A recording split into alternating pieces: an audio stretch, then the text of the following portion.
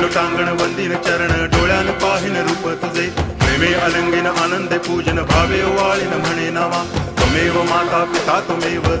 बंधुश्च सखा त्वमेव